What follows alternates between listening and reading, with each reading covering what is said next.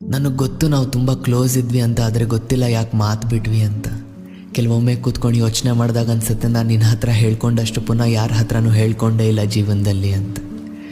ನೆನಪಾಗ್ತೀಯ ಆಗಾಗ, ಏನೋ ನೋಡಿದಾಗ, ಏನೋ ತಿಂದಾಗ, ನಾವು ಓಡಾಡಿದ ಜಾಗ, ನಾವು ನಕ್ಕಿದ ಜಾಗ ಅಂತ ನಿನಗೆ ಬಿಕ್ಕಳಿಕೆ ಬಂದರೆ ಅದು ನನ್ನಿಂದಾನೆ. ತುಂಬ ಸರ್ತಿ ಇನ್ನೇನು ಮೆಸೇಜ್ ಮಾಡಿಬಿಡೋಣ ಅಂತ ಅಂದ್ಕೊಂಡು ಸುಮ್ಮನೆ ಆಗೋಗ್ತೀನಿ, ಬೇರೆ ಏನೂ ಅಲ್ಲ.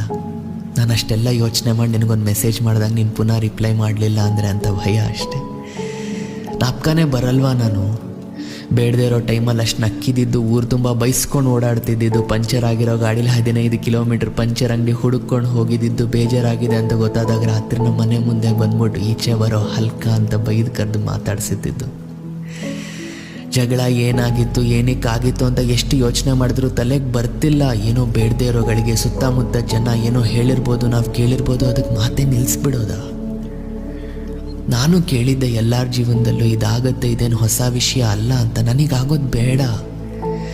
ಇವತ್ತಿಗೂ ನಿನ್ನ ಪರವಾಗಿ ನಿಲ್ತೀನಿ. ಯಾರಾದರೂ ನಿನ್ನ ಬಗ್ಗೆ ಏನಾರ ಮಾತಾಡಿದಾಗ ನಾನು ಇಲ್ಲ, ಹಾಗಲ್ಲ ಅಂತ ಸಮರ್ಸ್ಕೋತೀನಿ ನಿನ್ನ. ಮಾತು ಬಿಟ್ಟಿರ್ಬೋದು, ಆದರೆ ಪ್ರೀತಿ ಯಾಕೋ ಹೋಗ್ತಾ ಇಲ್ಲ.